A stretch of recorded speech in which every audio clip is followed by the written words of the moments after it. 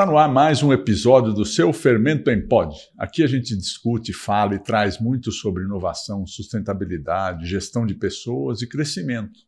Como eu digo sempre, o crescimento seu, pessoal, e o crescimento da sua empresa e do seu negócio. E o nosso convidado de hoje é o Dario Sassitober. É um nome bonito, hein, Dario? E eu estava brincando com o Dario. Dario? Não é Dario, é Dario. Falei, porque a gente às vezes confunde com o Dário, né? Tudo bom? Bem, obrigado. Muito obrigado por você ter vindo, viu? Obrigado pelo convite. Muito obrigado. Bom, o Dario, para quem não o conhece, ele é fundador e diretor técnico do Centro de Pesquisa Avançada Wernher von Braun. É Wernher que fala? Wernher von Braun. Bonito nome também, hein? Dário, queria que você falasse um pouquinho. Bom, primeiro se apresentasse um pouco, né? E falasse um pouco da fundação. Qual é o objetivo efetivo da fundação, quando ela foi criada, e o objetivo efetivo da fundação.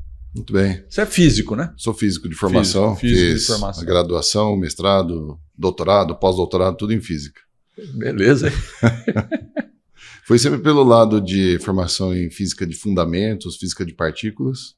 E durante aquele período de doutorado, eu fui descobrindo quanto que de inovação poderia ser gerado da pesquisa básica mesmo. Me surpreendeu isso. E aí tive a ideia de formar o centro no espírito daquele que foi formado nos times que o Dr. von Braun conduziu. O Dr. von Braun foi aquele que foi o pai das viagens espaciais, né? E ele primeiro desenvolveu as primeiras máquinas espaciais na Alemanha e depois ele participou da criação da NASA e eventualmente levou o homem à Lua. Pô, eu não sabia da NASA, não. Eu sabia da época, como você falou, da Alemanha, da época da Alemanha, que começou com a pesquisa com foguetes, né? Foguetes, primeiro os V12 famosos daquele tempo, mas isso não vem ao caso agora. Mas depois entrou na área de pesquisa de foguetes, né? E o que o pessoal viu sempre é a possibilidade de aplicação, obviamente, né? Sim. E foi até interessante o jeito que ele conduziu, porque nos Estados Unidos o Kennedy estava para decidir qual que era o destino do programa espacial, e ele fez uma pesquisa, encomendou para o MIT na época, veio um relatório enorme lá de quase 1000 páginas, dizendo que o homem deveria fazer a exploração mecânica do espaço, e que se fosse desenvolver tecnologia espacial, seria para fins também militares, e atingir o coração da Rússia. E o von Braun escreveu uma carta de 4 páginas para ele, que ele deveria fazer diferente, que ele deveria atingir o coração das pessoas, fazendo uma viagem à Lua. E isso me inspirou bastante. Legal. Que desenvolveu, então, não só a pesquisa de exploração, mas também a tecnologia. E essa foi a inspiração para a criação do centro, de fazer um lugar onde a gente pode fazer da pesquisa avançada uma aplicação. E um colaborar com o outro, de maneira sinérgica. A fundação é no Brasil, mas existe lá fora também. A gente tem aqui, em Campinas mesmo, a sede. Sim. A gente tem uma unidade em São Carlos. E a gente estabeleceu, muitas vezes, operações em outros países. A gente fez uma época nos Estados Unidos. Fizemos um escritório mesmo lá no Vale do Silício. E muito ficou ligado à área de estruturação industrial, que a gente desenvolve soluções completas, no lado da Ásia. Então, a gente ficou ali uma boa parte do tempo, nos últimos 10 anos, estruturando vários parceiros industriais. E acabou sendo interessante ficar com uma base móvel dentro da Ásia, entre Malásia e China. E realmente desenvolveu bem, tanto aqui no Brasil quanto lá, no sentido de ampliar o grupo, agregando parceiros, não só fazendo a pesquisa, mas também agregando parceiros industriais. Portanto, a ideia de fazer exploração, mas que ela tenha aplicação imediata na indústria. Sim. Então, assim, você está me dizendo, a Fundação von Braun, ela foi criada aqui no Brasil, então. Não existe uma Fundação von Braun no exterior que aí, por um acaso, falou, então vamos abrir uma filial aqui também. Não, você sua equipe fundou aqui em Campinas. E veio do nome Fundação von Braun, inspirado no von Braun. Nessa ideia. Eu achei que já viesse dos Estados Unidos ou da Alemanha, não sei o quê, já tivesse essa fundação criada por ele. Não. Que legal, porra, meus parabéns, porra, ficou mais valorizado ainda, né? Porque você criar aqui no Brasil. E a criação em si, quando fez a fundação, como é que começou o capital inicial dessa fundação? Como é que vou fazer uma fundação, ok, bom, mas qual foi o primeiro passo para ela começar a surgir?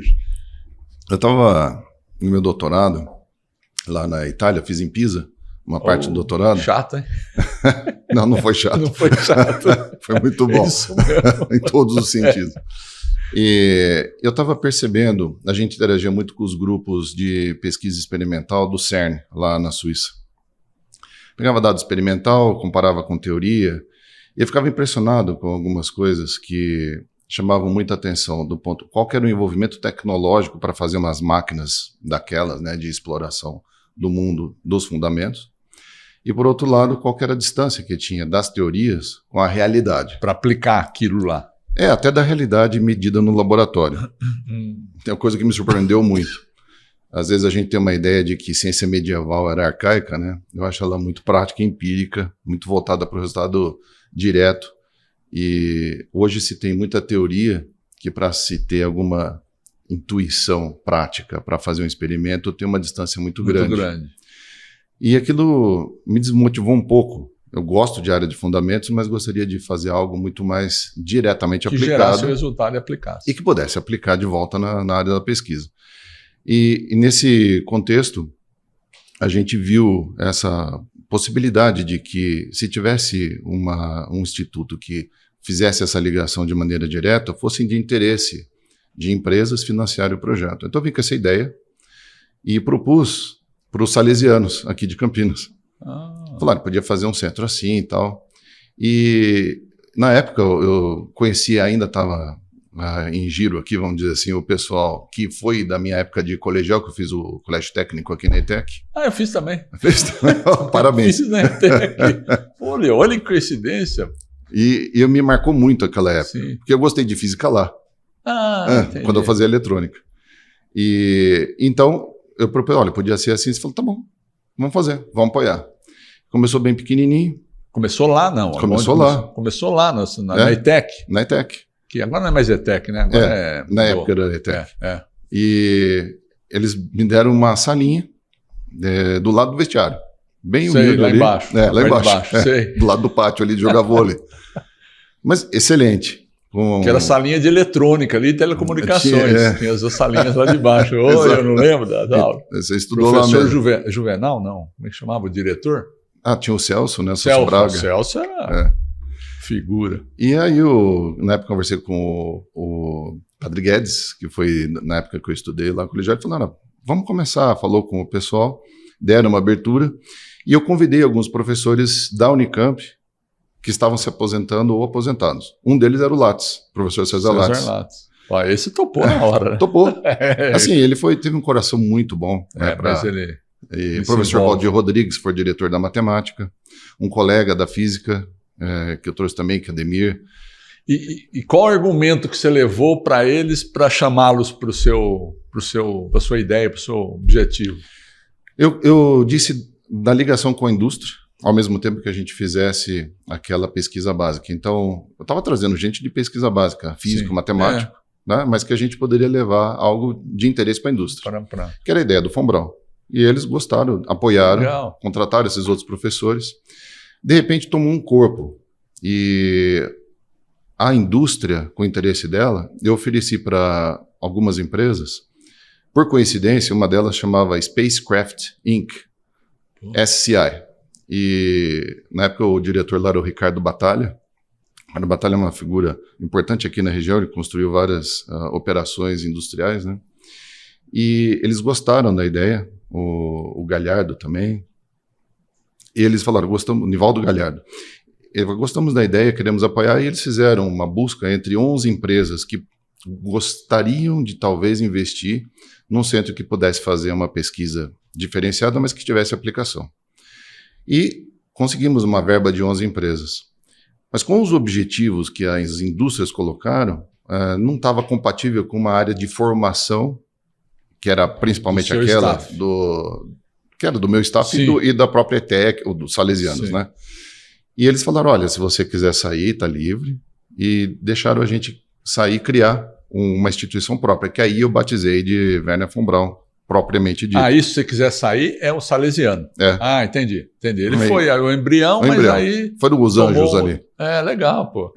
Aí eu fundei com um CNPJ próprio, uma associação sem fins lucrativos, e aquele corpo inicial começou bem pequenininho, mas eu já comecei a contratar mais engenheiros.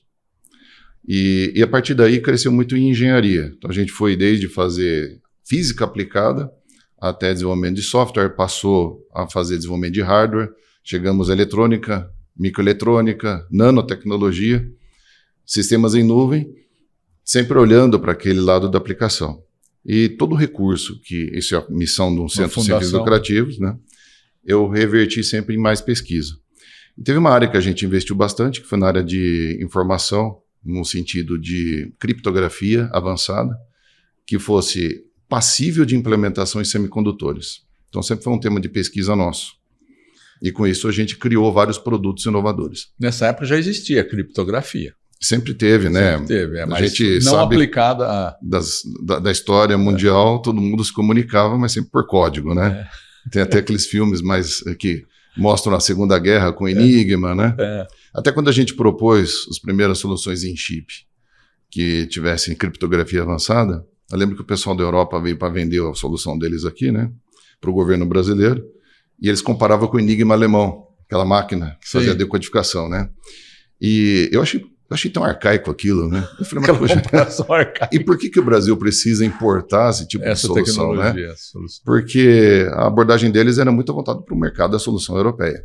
E essa mania, às vezes, volta, né? O Brasil fica impressionado, às vezes, com coisas que vêm de fora.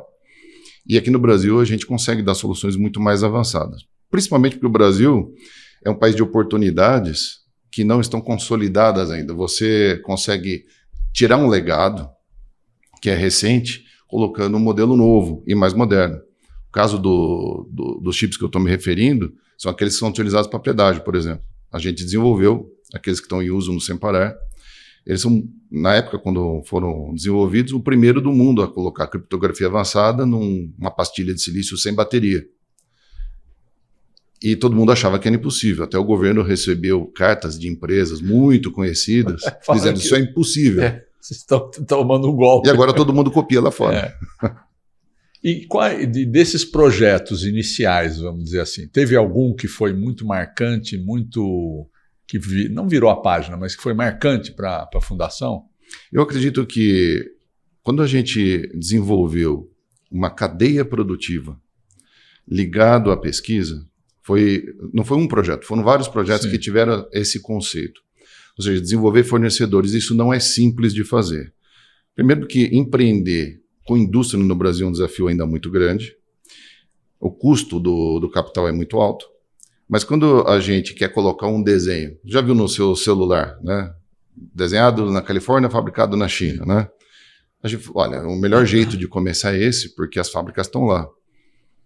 Mas para você convencer algum asiático a engatar no seu projeto, eles estão olhando num volume de Apple e de outras empresas parecidas, mas falar, eu aceito.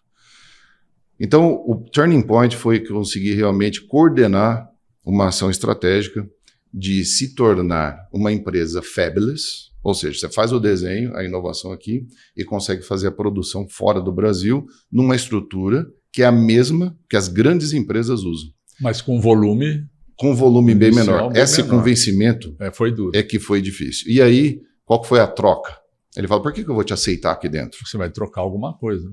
Porque a gente fez o escâmbio daquele bem brasileiro. Tecnologia? Não, a gente falou assim, olha, sua metodologia aqui de gestão de operação fabril é ruim. Eu vou melhorar para todos os seus clientes. Sim, você vai... Vou fazer um Seis Sigma aqui de processo industrial voltado à eletrônica. E deu certo. Então, nessa troca, ocorre até hoje, a gente melhora os processos. E isso começou com o quê? No asiático? Os asiáticos.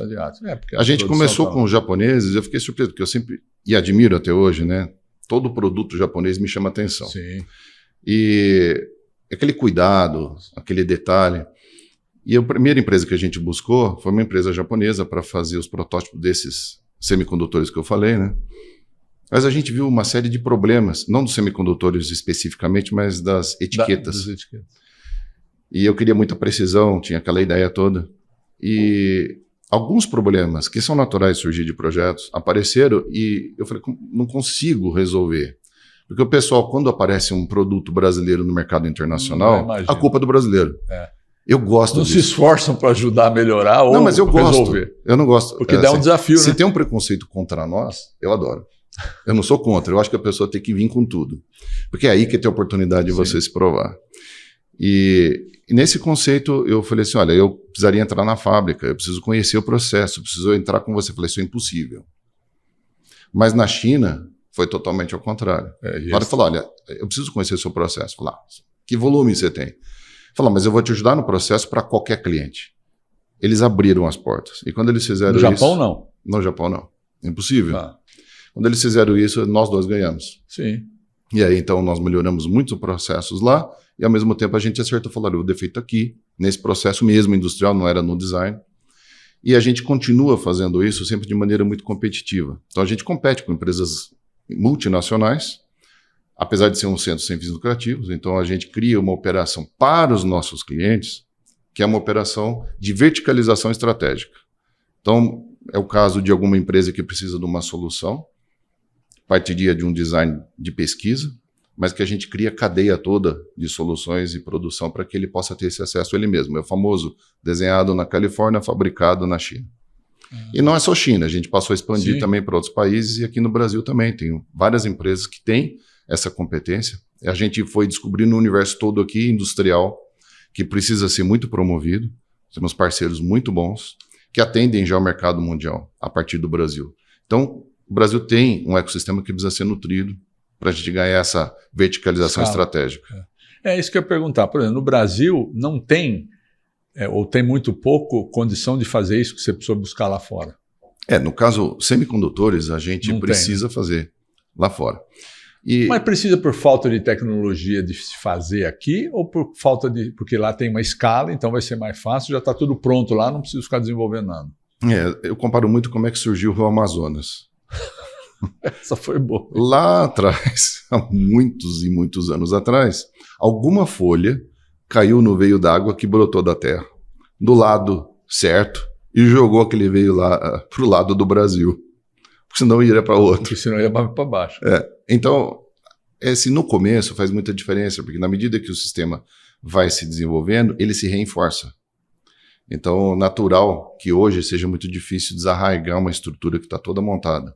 Se você olhar lá fora, só aquela empresa que está em Taiwan, eles têm umas máquinas que só são feitas na Holanda e tem um ecossistema das 6.000 empresas no mundo que trabalham com esse maquinário para fazer chip, 5.000 estão ligadas a essa empresa da Holanda. Quer dizer, você não pode desmontar isso. Mesmo que você mude, faça um Ctrl-C, Ctrl-V para outro lugar, você ainda está no mesmo ecossistema.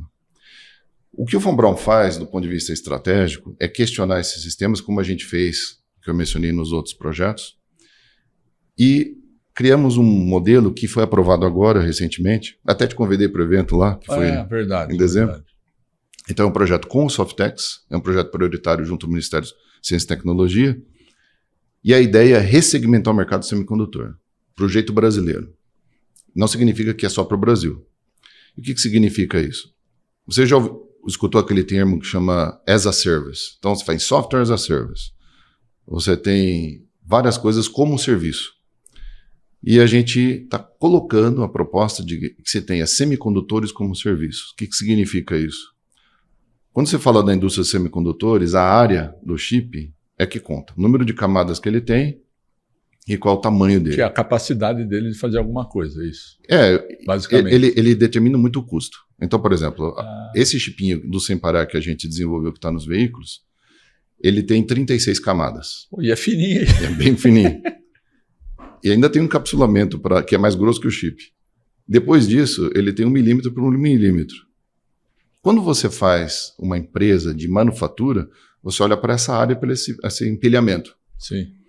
Então, quando tem uma empresa que compete com você, eles falam assim, olha, para essa mesma área, para esse mesmo número de camadas, eu vou vender por X. Aí o Brasil teria que vender por X menos 1. Só que o cara consegue fazer X menos 4. Menos 1 porque está aqui, você fala. Não, Porque o Brasil fala assim, olha, eu vou investir, eu vou fazer um incentivo, o governo põe dinheiro, eu dou um desconto. Essa guerra comercial tem um limite, ainda mais porque depender do governo, na minha opinião, está errado. Sim. Só depender do governo, né? O governo, na minha opinião, ele tinha que fazer só seed money e não acompanhar para sempre uma instituição. E nesse contexto, quando você olha para esse material, que é área de silício, o Brasil jamais vai ser competitivo. Porque ele teria que ter uma estrutura toda aqui montada química, mecânica, para dar conta de reduzir esse custo e competir com outros países que têm essa estrutura. Mas quando você coloca no contexto de serviço, você não vende mais o valor da área. Sim. Você vende o valor que a informação que ele entrega. Então, por exemplo, se eu te perguntar qual que é o processador, quantos pinos tem, quantas camadas tem no chip que está lá dentro, você sabe? Não, não tenho a mínima ideia. Não quer saber? Quero saber também. Você quer saber a informação, quer saber que funciona, o valor que ele te dá. O que me entrega. Então, a gente colocou um projeto desta natureza para promover semicondutores que sejam brasileiros ou até outros que a gente possa comissionar dentro de modelos de serviço.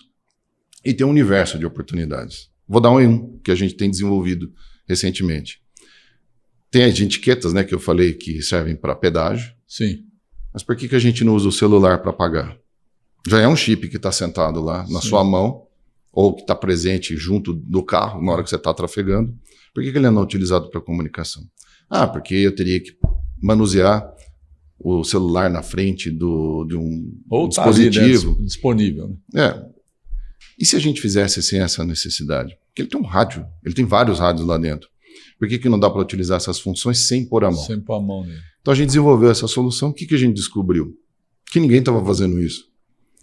Então, de um lado, a gente tem projetos que possam aplicar chips que são desenvolvidos no Brasil num contexto de serviço, onde a margem é muito maior e ninguém vai discutir de onde ele veio. E você tem a liberdade de estruturar essa indústria aqui. Por outro lado, você pode utilizar esses semicondutores em múltiplas aplicações. Não só os seus, mas de outros. Sim, que já dá uma rateada. E ganha uma amplitude maior, sempre escala. Nesse modelo de serviço. Então o governo achou estratégico, o Softex trabalha conosco no projeto, e estruturamos então esse programa. Esse do celular que você está comentando. Qualquer chip. De qualquer chip, Então, no caso do chip que a gente desenvolve, o que outras instituições aqui do Brasil desenvolvam, é para colocar em tudo. Então, que a gente brinca de Appleizar as coisas. Você tem o modelo Apple, que eles inventaram, né? Steve Jobs, de falar, olha, posso fazer aplicativos nesse hardware. Muito bem, por que eu não posso colocar uma eletrônica dentro de qualquer coisa e também ligar a aplicativos na nuvem? Dependia de você ter uma eletrônica suficientemente barata, que não tenha bateria às vezes, e que vai em qualquer coisa no processo industrial. É possível de fazer isso? Em muitos casos é e não está sendo aplicado. A gente está colocando, por exemplo, em componente automotivo. E se ele está no componente automotivo, ele serve não só para pagar pedágio, ele serve para gerir o estoque, ele serve para fazer a distribuição, ele serve para fazer o envio, a entrega segura, porque é um chip que não mente a identidade, ele é criptografado. E não precisa de bateria, nada. Nada. E uma vez que ele está sentado lá, ele tem várias possíveis aplicações. Então você dilui o custo para todo mundo e cria um padrão. Então a gente já está fazendo isso dentro desse programa e tem várias outras aplicações para fármacos, para embalagens, um universo enorme de possibilidades para esse chip que se desenvolve no Brasil. Não necessariamente o que a gente faz, e a gente quer ter certeza de que qualquer outro grupo brasileiro possa se beneficiar desse mesmo modelo. O Brasil tem uma oportunidade grande, ele está dobrando de tamanho a infraestrutura rodoviária, dobrando. Né? Isso veio desde o governo passado. E essa oportunidade vai trazer muitos gateways para ser instalado em rodovia. Esses gateways precisam ser estrangeiros? Se a gente que bolou o sistema mais avançado do mundo... Hoje é tudo estrangeiro? Hoje, o sistema que a gente colocou é o nosso brasileiro, que a gente ajudou a desenvolver, com mais de 35 empresas. Se a gente vai olhar para a rodovia só para cobrar pedágio, né, ela é uma infovia. E nesse sentido, ela pode monitorar carga, pessoas, serviços de toda a natureza. É uma oportunidade enorme para a indústria de semicondutores, colocar essas possibilidades. Mas o seu chip é caro, o seu chip é muito grande, o seu chip isso, aquilo. Mas eu não estou vendendo chip. Eu estou falando isso para todos os nossos colegas brasileiros. Nós estamos vendendo informação. Solução. E nesse sentido, ninguém tem que perguntar quantos pinos tem, que área que tinha, etc. E tal. Tem que resolver o problema, a dor do cara. E o lado celular, a gente não faz os chips que estão dentro do celular, mas a gente tem um serviço que comissiona celular para pagamentos. Sim. E pagamentos em movimento, coisa que não tem em nenhum lugar do mundo. E nesse contexto é possível de ampliar muito esse modelo de serviços para todas as tecnologias. Aí sai do chip. Vai para software, vai para aplicações em nuvem e uma série de outras coisas. Eu sempre tive curiosidade, esse do Sem Parar, por exemplo, ou qualquer outro, que é o que você está dizendo, que fica no painel do carro, ele não tem bateria. Qual, assim, uma linguagem que a gente consegue entender? Como que ele funciona? Como é que ele funciona? Porque ele lê, o que ele lê? O que o radar lá, o que o sensor lê? O princípio é igualzinho do como funciona o ouvido ou o olho. Porque eu tô jogando de algum modo. Imagina que você está no escuro e você joga uma luz com uma lanterna. Sim. Então aquela luz bate no objeto e volta para o seu olho. Sim. É igualzinho. Aquele objeto não tem bateria. Não, então, por isso que eu falei, como é que funciona? Eu sempre tive curiosidade. Eu mandei essa onda de rádio. Sim, onda de ele vai rádio. refletir lá na etiquetinha e vai voltar uma informação. Quando eu mando essa informação, eu estou energizando o objeto. Ah, você está ativando ele, está cutucando ele, né? E aí ele responde. Só que na hora dele responder, o que ele faz? Uma espécie de código Morse, ele criptografado. Responde com uma informação própria dele, que é exclusiva dele. Ele ativa uma máquina criptográfica lá dentro. Então, quando ele faz isso, ele responde, ao invés de ser um código Morse normal, falando as letras, ele embaralha tudo para que ninguém possa copiar e colar ou reproduzir. E ele troca a identidade a cada transação. De forma que se eu gravasse uma informação sua do pedágio e tentar reproduzir para passar, como se fosse você, a antena não recebe. Entendi. É dinâmico. Lembra eu vou voltar no Enigma alemão. Todo dia eles trocavam os settings da máquina. A mesma coisa. Toda transação a gente troca os settings. Cara, que coisa mais... Quando surgiu isso aí do tag do coisa? Faz tempo? Em 2007, o governo estava querendo definir um modelo para o Brasil que tivesse essa ideia principalmente para transporte e logística, de uma identificação automática. E eles reconheceram que o Fobral tinha capacidade para desenvolver um teste, uma seleção. A gente separou uma pista de provas, colocamos 23 fornecedores estrangeiros. Depois que eu olhei tudo aquilo, eu achei tão arcaico. Arcaico no que sentido? Tecnologicamente. Você buscou soluções Eles pediram. E você olhou... Essa foi a encomenda do governo. Entendi. Olha, faz um teste e me indica qual que é o melhor. Sim. Eu lembro que não só do ponto de vista de ser arcaico, mas também estava cheio de pegadinha. Então a gente recebeu um dos sistemas que vinha da Europa. Eu olhei, um colega fez uma análise extensiva sobre as patentes e falou, olha, só tem pegadinha. Quando você tem alguma coisa que você usa da ISO, não significa que está isento de pagar direitos. E a gente foi escavando, foi na época mais de 140 patentes que a gente analisou, falou, olha, só tem pegadinha. No momento que o Brasil adquirir ou adotar uma tecnologia, ele vai estar passível de pagar royalties para sempre. E além daquela questão que eu falei de ser arcaico, existe um ecossistema. Sim.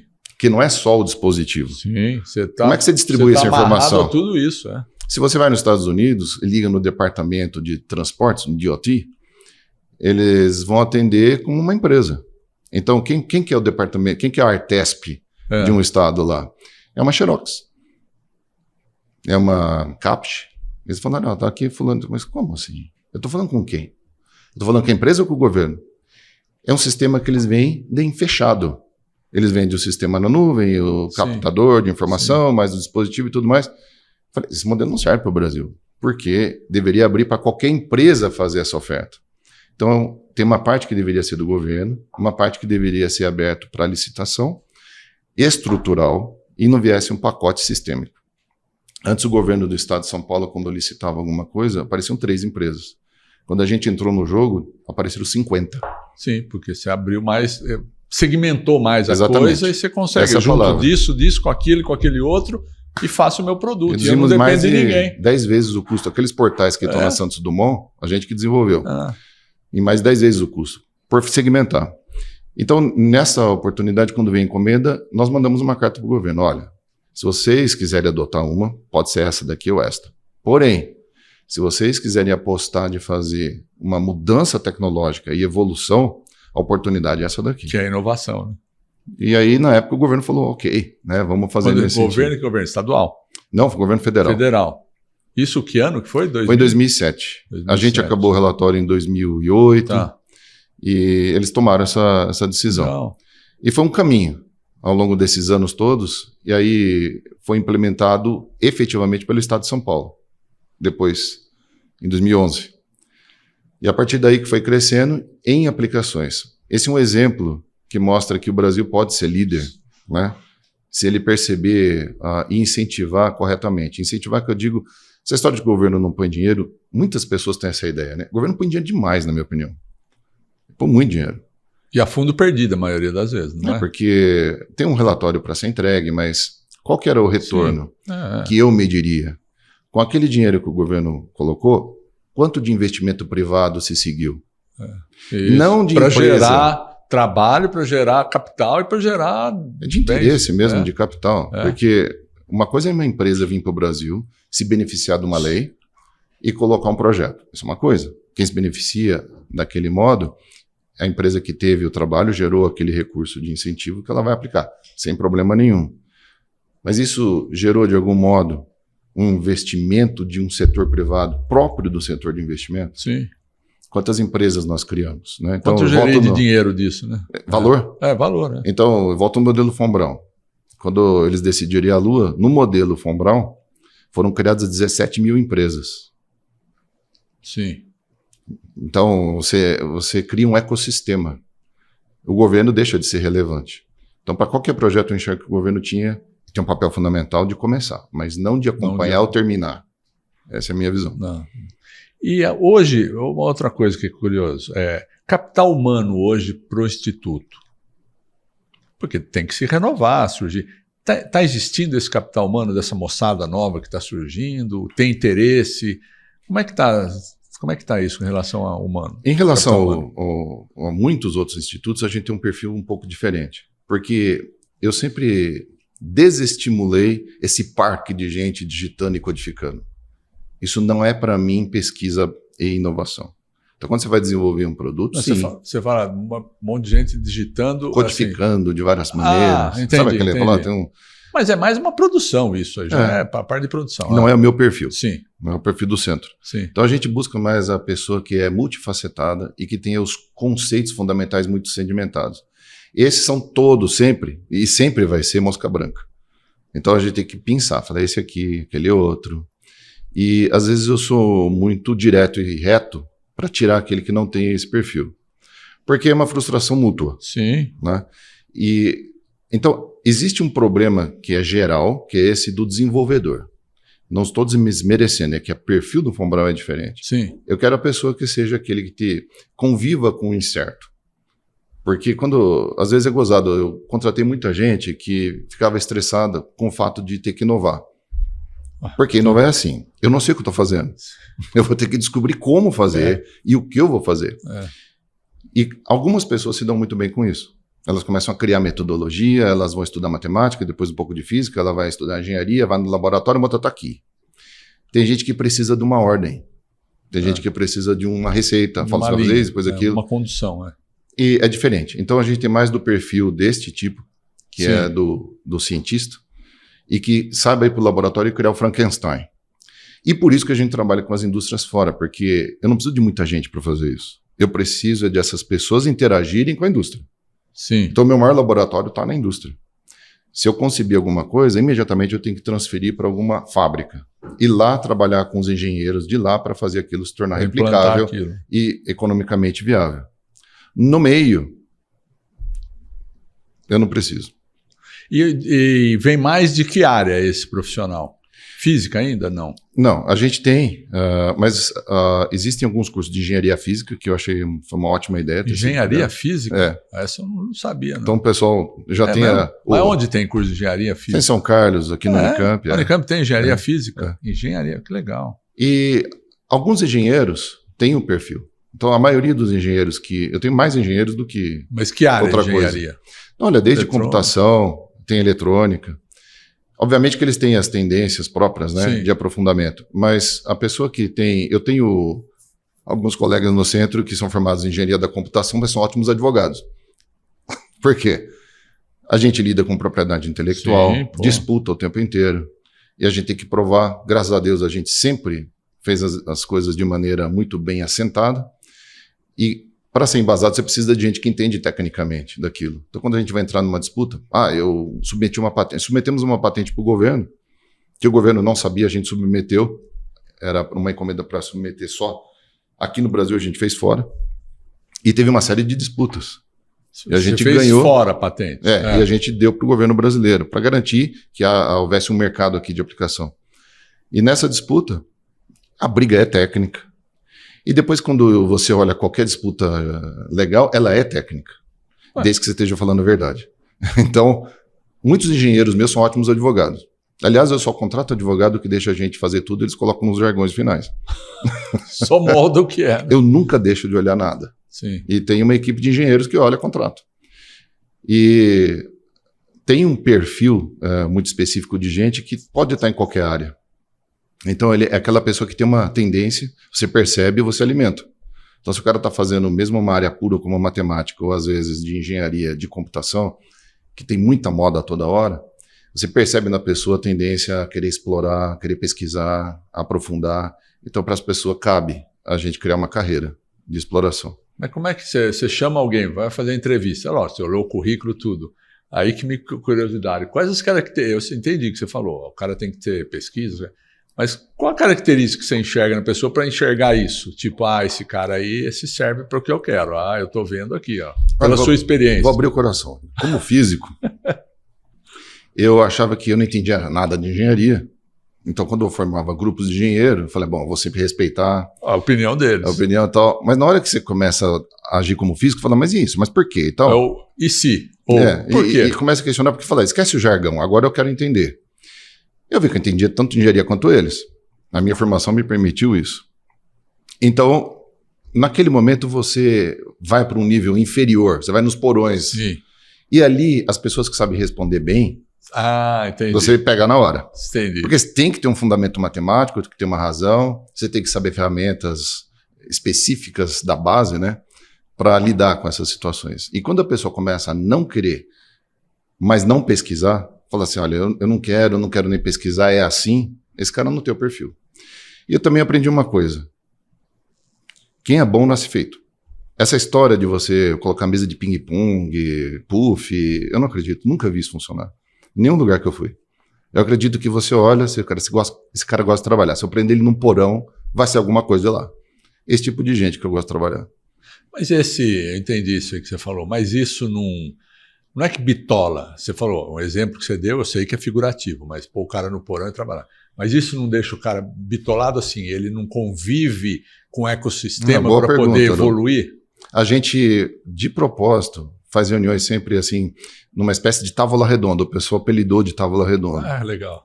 Então a gente coloca o engenheiro para olhar um contrato, o cara do laboratório para olhar o desenvolvedor, e todo mundo pode falar. Faz um job rotation e bota... Não, eles vêm, eles dão opinião em cima daquilo que está sendo desenvolvido. Da vivência dele. E a gente desinibe.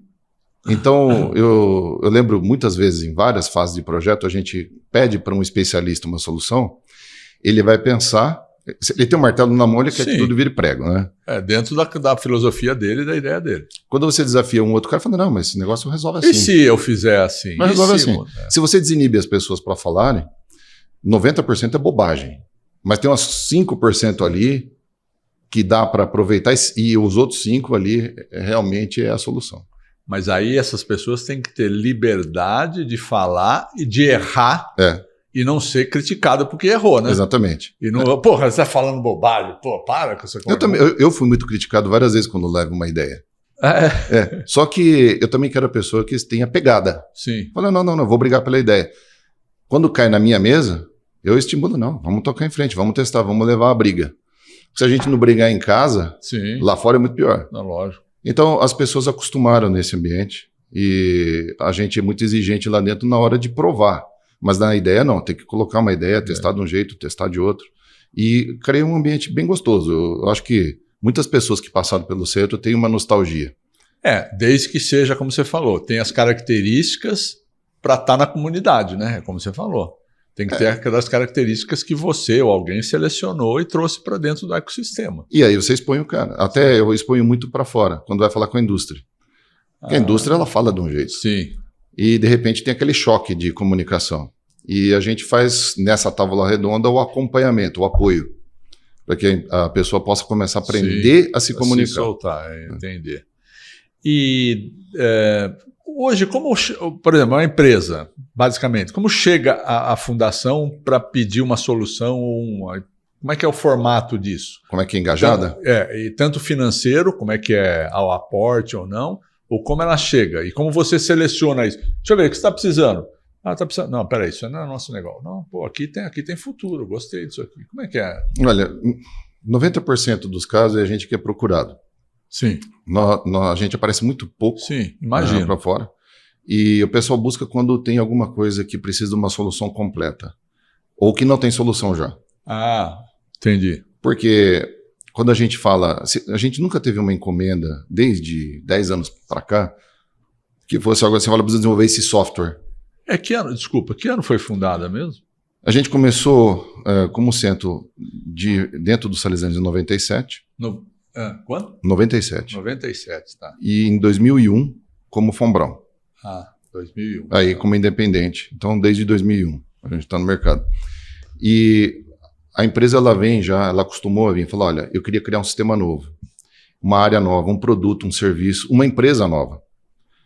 Então, ela vem com essa ideia que precisa ter um ecossistema e a gente sabe desenvolver os fornecedores, na medida que desenvolve o design, coloca para desenvolver dentro da indústria, depois coloca em serviço, acompanha a operação, então a gente tem times que acompanham a operação no Brasil todo, em outros países também, de forma que a empresa se sinta uma parceira.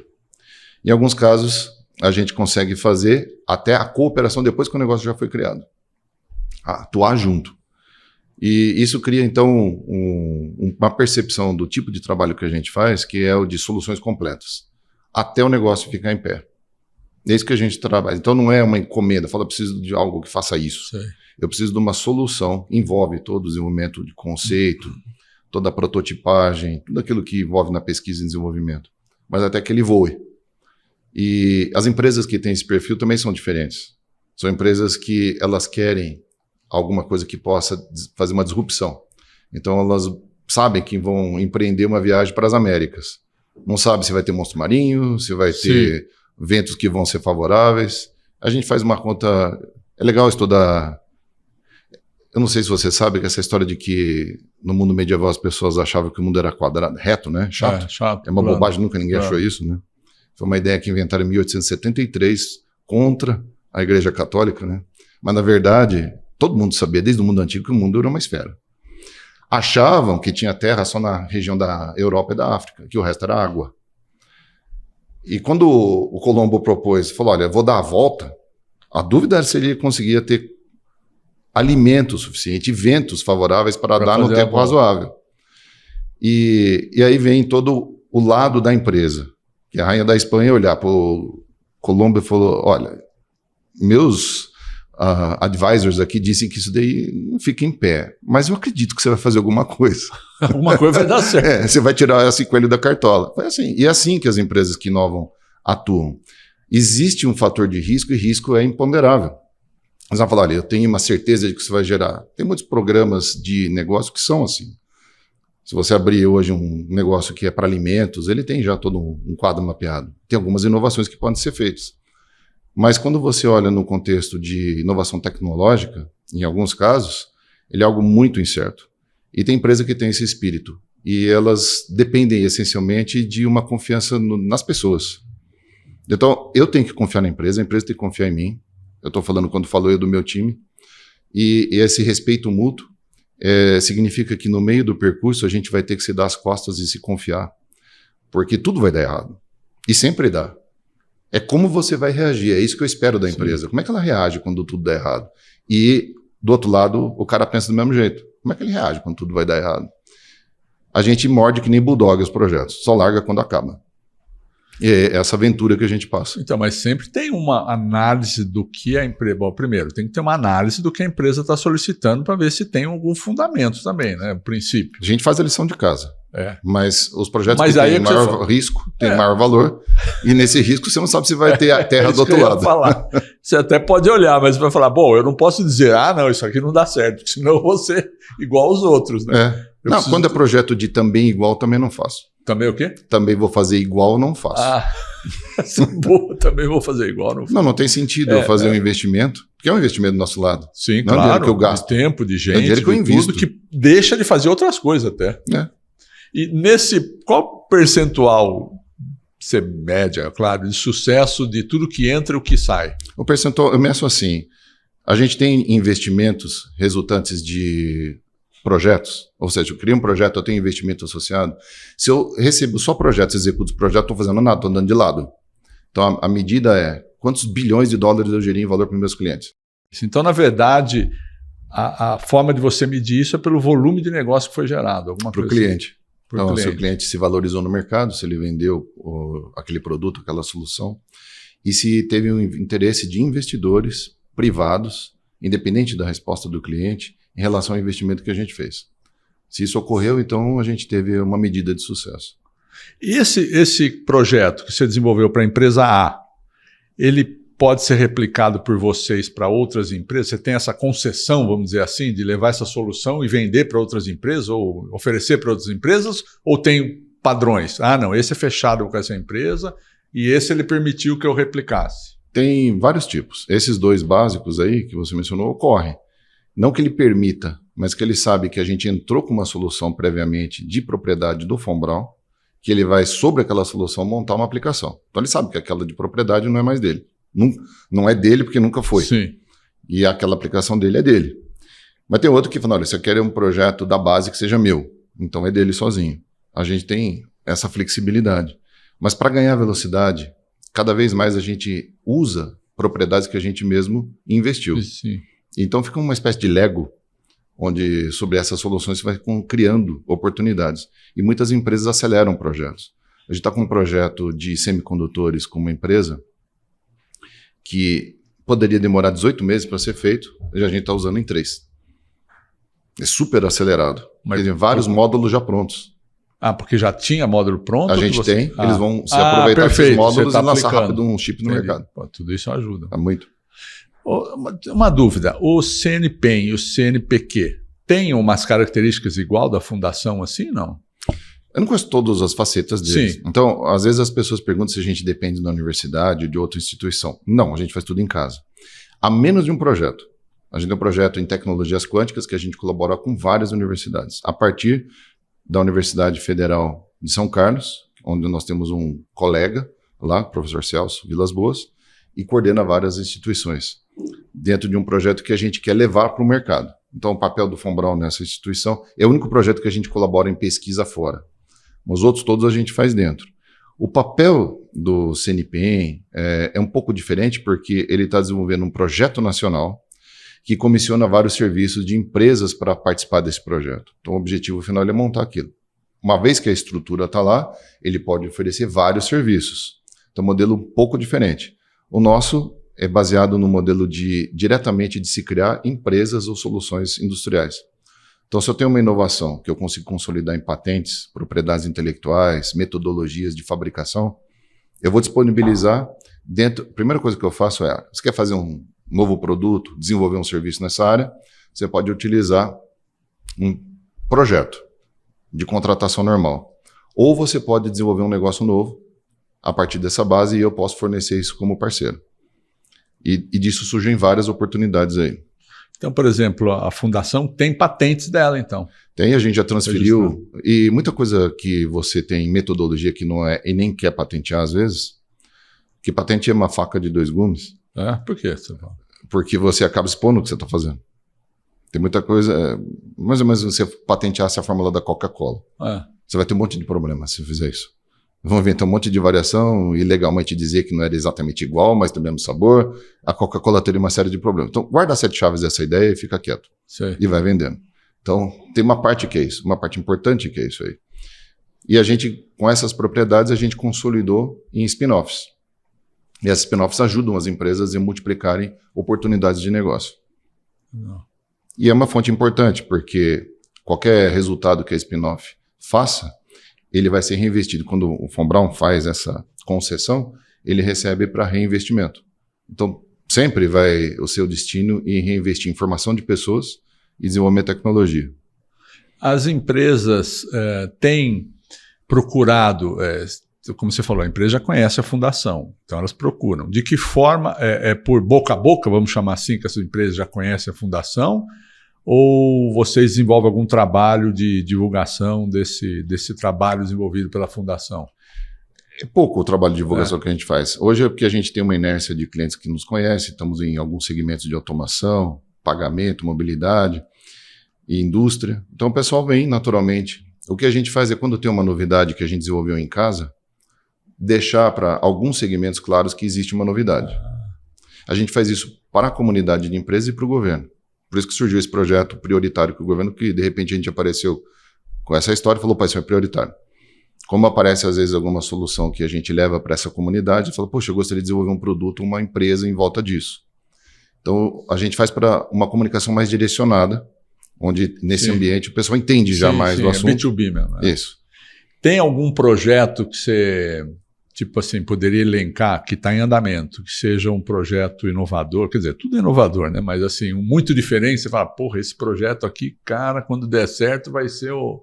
Tem algum que vocês estão desenvolvendo? Esse prioritário para o governo a gente acha muito importante, porque o Brasil realmente pode mostrar o valor da sua capacidade de desenvolver semicondutores através de serviços. Ressegmentar mercado significa você vender de outro jeito. É como aconteceu com o caso do telefone. Você achava que o telefone servia para telefonar. Se ressegmentar o mercado significa que ele não serve para telefonar, também serve para telefonar. Ultimamente, a última coisa que eu nem telefono mais nele.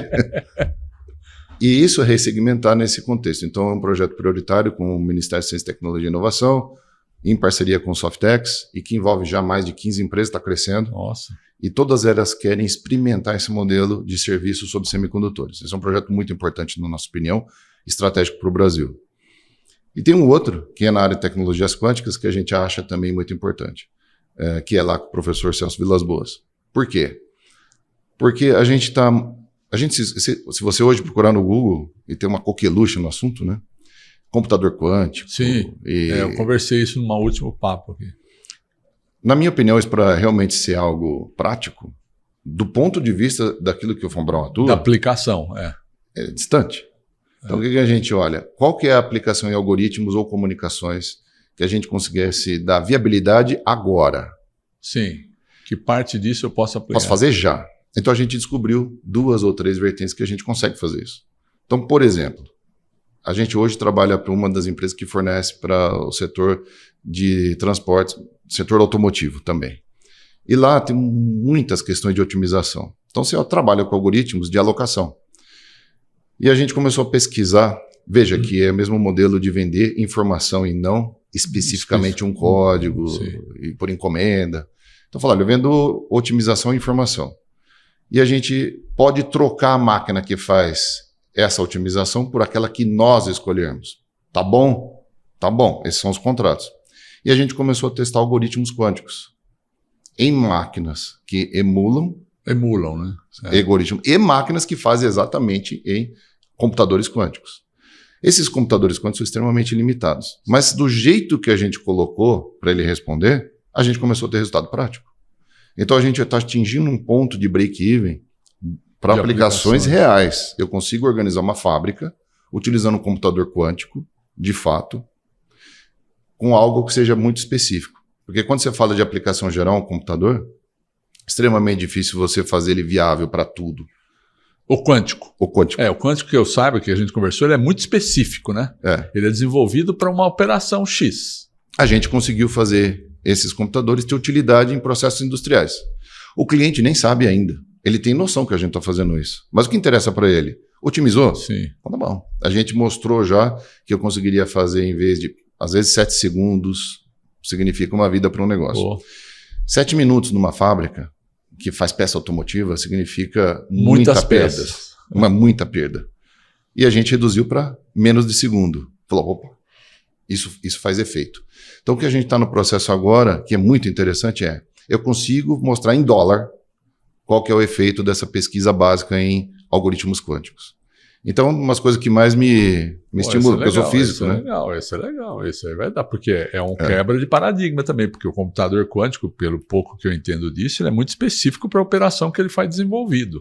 Não é como o computador nosso hoje, que você joga um software dentro e já está fazendo outra coisa. Exatamente. Né? Então isso é um avanço para caramba. Então eu estou bem animado. Porque, no fundo... você é uma pessoa animada, né? Eu gosto de física. Não, e gosto de inventar, né? Inventar não. Inovar. Porque invenção não é inovação, né? A gente discute isso também. Invenção é aquela que você ficou lá na prateleira. Inovação é o que você consegue aplicar, que é o perfil da fundação, né? Fechar o ciclo. Né? Puta, que legal. Tem mais algum item, alguma coisa que você gostaria de salientar referente à fundação? Sim, a gente tem um programa agora de formação. Então a gente começou a fazer alguns pilotos lá na região do Amazonas, lá na Suframa, e aqui no estado de São Paulo, alguns outros lugares do Brasil, e vamos começar a fazer fora do Brasil, programa para formação em designers de semicondutores. A gente desenvolveu uma própria base de ferramentas de design de semicondutores, são ferramentas extremamente caras, e a gente conseguiu fazer esse conjunto totalmente brasileiro, a partir de uma base de softwares que a gente foi colecionando de várias fontes e nossas, e estruturamos na nuvem.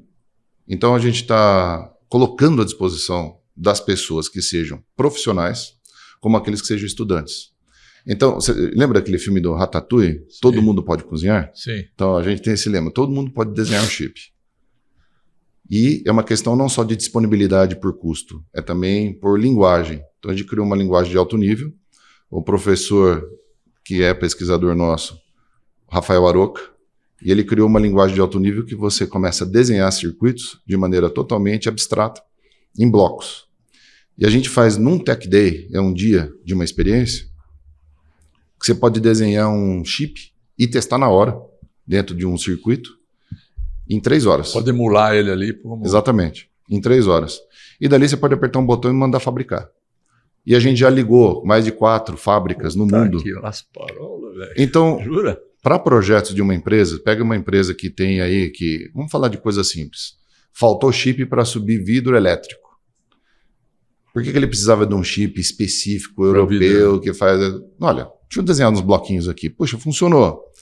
Deixa eu mandar para a fábrica. E isso é feito ali apertando um clique. Print. Falou, olha, já saiu o preço. E a data de entrega. O pessoal testa. Dependendo do volume. Aí ele fala, pronto, fecha. Então, a gente quer desmistificar. Então, nessa área de formação, é uma área de formação profissional. Eu estou para estudantes. Agora o governo tem interesse. Está discutindo, tivemos ontem lá para discutir, para colocar em massa. E a gente tem capacidade de atender mais de 3.000, 5.000 alunos. E qual é a característica desse aluno? Ele tem que ter pelo menos uma formação. Boa pergunta. É uma ótima pergunta, porque a gente está mostrando que é possível até para aluno de 2º grau. Como a linguagem é de alto nível, Mas ele tem que ter uma lógica do que ele está fazendo. Lógica. Ele tem que... Lógica. Fazendo o quê? Ele tem que ter lógica. Então, quem está no colegial não é, né? Mas é o termo usado, né? Que seja. Da nossa época. Da nossa época, né? Da ETEC. Era colegial técnico. Basta que você saiba aqueles conceitos lógicos que você começa a falar, olha, eu preciso desse bloco antes desse, princípio de um clock, aí para ligar uma porta, aí eu preciso de um processador, esse é o programinha. Na hora que você faz isso, você começa a visualizar. Então, uma formação básica de 6 meses com essa linguagem, você já sai projetando chip. E a gente carrega muitos módulos Sim. A gente colocou Pronto, ali... você precisa de uma solução X, você está aqui a solução. Exatamente. Então, precisa de plugin, uma porta. a gente chama de plugin. Exatamente. A gente criou uma biblioteca ali. Então, e vamos abrir para o mundo agora, esse semestre. Pô, que não vai gerar de... Tem um gap aí de 2 milhões de pessoas em formação nessa área. Mas né? isso já está funcionando? Tá no ar. Então, eu estou perguntando porque aí vem o interesse. Não sei se tem muito a ver. Minha filha fez design, né? Mas design de produto, design de objeto, e agora trabalha na área de UX, né? De experiência de usuário na Wilpur. Bacana. Na Wilpur, lá no sul. Mas é a Wilpur americana. Sim. E ela adora esse negócio de design, e ela tem muita lógica na coisa. Eu nunca vi uma pessoa tanto. Eu falo, isso é muito lógica, Paola, para. Para de design. Então, depois eu vou dar essa dica para ela aí, o que ela tem que fazer. A gente tem Tech Days, vem muita gente no Von Braun para formar, a gente faz em outros locais. Ah, é? Tem também na área Tech Day em física aplicada à quântica. A gente vai fazer um agora em outros lugares do Brasil, legal. Fizemos aqui em Campinas, e a gente vai disponibilizar na nuvem um curso e o acesso à ferramenta em nuvem. Esse semestre agora em larga escala. Então a ideia é disseminar legal. Esse conhecimento para que o Brasil atenda até o mercado mundial. Sim, pô, que legal. Pô, parabéns. Obrigado. Né? Ora, muito obrigado. Obrigado pelo convite. Não, obrigado você por trazer todas essas informações para a gente. Eu brinco sempre, eu estava falando com o pessoal do ecossistema aqui da Unicamp, o pessoal da CNPEM, CNPq, que a gente tem entrevistado muito. Entrevistas também. Que entrevistaram muito.